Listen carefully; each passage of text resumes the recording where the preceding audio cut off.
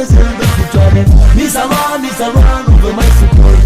Nu vă mai înghit figurile deloc. Când aveți 2-3 milioane, zici că l-ați apucat pe Dumnezeu dă picioare.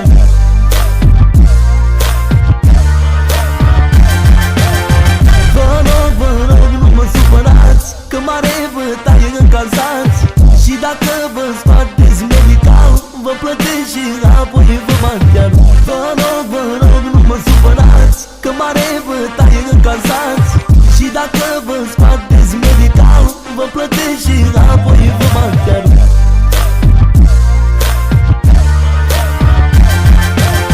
Mi s-a luat, nu vă mai suport. Nu vă mai înghit figurile deloc. Când aveți 2-3 milioane, zici că l-ați apucat pe Dumnezeu dă picioare. Mi s-a luat, nu vă mai suport. Nu vă mai înghit figurile deloc. Când aveți 2-3 milioane, zici că l-ați apucat pe Dumnezeu dă picioare.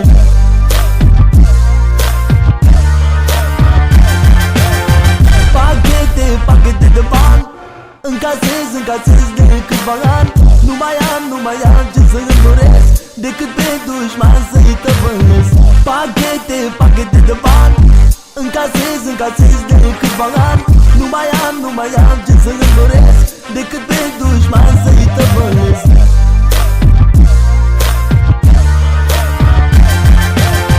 Mi s-a luat, nu vă mai suport. Nu vă mai înghit figurile deloc.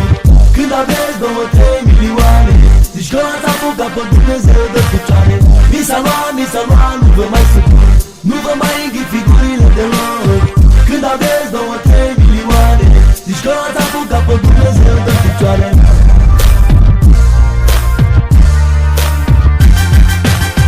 Când aveți 100 de euro, zici că ați început viață nouă. Și eu fac 10.000 la secundă și mă plâng că n-a fost zi bună. Când aveți 100 de euro, zici că ați început viață nouă. Și eu fac 10.000 la secundă și mă plâng că n-a fost zi bună.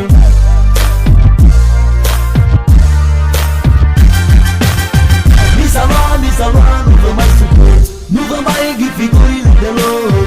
Când aveți 2-3 milioane, zici că l-ați apucat pe Dumnezeu dă picioare. Mi s-a luat, nu vă mai suport. Nu vă mai înghit figurile deloc.